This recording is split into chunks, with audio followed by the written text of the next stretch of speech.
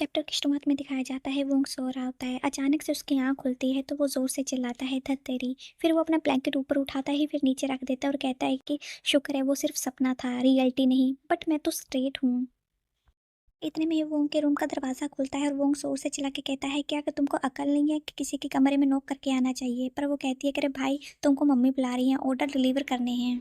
इतने में ही वोंग की मोम दिखाई जाती हैं जो सिंगल मदर रहती हैं और अपना एक छोटा सा रेस्टोरेंट चलाती रहती हैं। कभी कभी वोंग और उसकी बहन उनकी हेल्प भी कर देते हैं। जो वोंग कहता है कि चलो ठीक है मैं चलता हूँ। फिर वोंग की मोम कहती है कि ठीक है बेटा तुम ध्यान से जाना। फिर जहाँ वोंग को डिलीवरी करनी होती है वहाँ रुकता है और एड्रेस देखता है तो कहता है कि गैलेक्सी स्टूडियो। फिर वो कहता है कि क्या ये लूही का स्टूडियो है। फिर वो कहता है कि शायद किसी ने ऑर्डर किया होगा, मैं जल्दी से डिलीवर करके यहाँ से निकल जाऊँगा।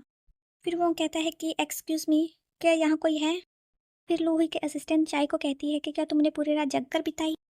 फिर वो कहती है कि हाँ, कहानी में कुछ कमियां थी जिनको ठीक करने की ज़रूरत थी, मैं इसलिए ही जग रही थी। फिर उनके असिस्टेंट कहती है कि मुझे लगता है कि कहानी आगे बढ़ ही नहीं रही क्योंकि उनकी हीरोइन सच बताने से डरती है। मुझे लगता है कि ये हीरोइन को पसंद ही नहीं है।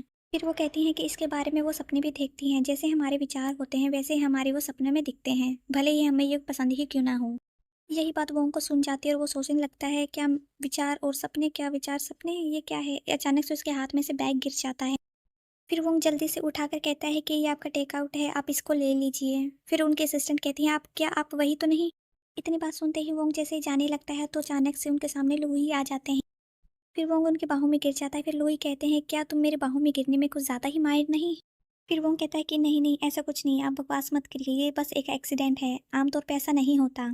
फिर लूही इसको कहते हैं कि जब भी आप मुझे देखते हो अक्सर बहुत गलतियां करते हो। इतने में ही वो का फ़ोन आता है तो वो लूही को धकेल के कहता है कि मुझे फ़ोन ये उठाना होगा। जैसे वो कहता है कि हाँ क्या हुआ, तो उनकी बहन कहती है कि भाई जल्दी आ जाओ जितना हो सके। तुम जब दूर थे तो दोनों कम्युनियों ने बहुत सारे लोगों के साथ मुझे घेर लिया और मैं अकेले मोर्चा नहीं संभाल सकती, जल्दी आ जाओ।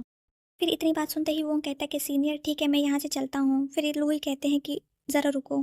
फिर जैसे ही वोंग पीछे मुड़कर देखता है तो लूही हंसते हुए कहते हैं गुड मॉर्निंग वोंग। फिर लूही के असिस्टेंट कहती है कि ये चिकन पहुंचाने वाला वही इंसान नहीं था जो पिछली बार ऑडिटोरियम में आया था, क्या आप एक दूसरे को जानते हो।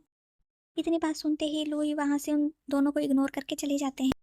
इतने में ही उनके असिस्टेंट चाय को कहती है कि इसको जल्दी खा लो वरना ये ठंडा होने पर अच्छा नहीं लगेगा। फिर लूही अपने ऑफिस में आके बैठ जाते हैं और अपने पीसी ऑन करते हैं।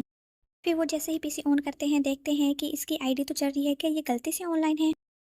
फिर वो गेम में कहता है कि डिस्टेंट वार्डर मेरा बॉयफ्रेंड है, क्या तुम लोग को ये बात पता नहीं था, तुम लोग की हिम्मत कैसे हुई मेरे साथ लड़ाई करने की, क्या तुमको अभी सबक सिखाऊं। फिर वो दोनों लड़के कहते हैं क्या तुमको सही में लगता है कि तुम्हारा उसके साथ कोई मैच है, वो तो इतना अच्छा खिलाड़ी है। फिर वो दोनों लड़के कहती हैं कि आपका रिलेशनशिप स्टेटस अभी भी खाली है लेकिन आप उसको अपना बॉयफ्रेंड कह रही हो, आपको ज़रा भी शर्म है। अगर आपको इतना ही है तो आप उसको अभी के अभी यहाँ बुलाओ। फिर वो अपने मन में सोचता है कि मुसीबत के समय मुश्किल कदम उठाने ही पड़ते हैं शायद। फिर वो जोर से चिल्ला के कहता है कि हबी सेव मी। फिर वो कहता है कि माय डियर रीडर्स, मैं 3 बार उनके बाहों में गिरा, क्या अगली बार मैं क्या उनके प्यार में गिर जाऊंगा। जब मैं उनसे पहली बार मिला तो वो कोइंसिडेंस था और जब मैं दूसरी बार मिला तो वो मेरी किस्मत थी और जब मैं तीसरी बार मिला तो वो क्या प्यार की वजह थी। अगर वीडियो अच्छी लगी तो लाइक एंड कमेंट कर दीजिए। नेक्स्ट पार्ट के लिए हमको फॉलो कर लीजिए। टाटा।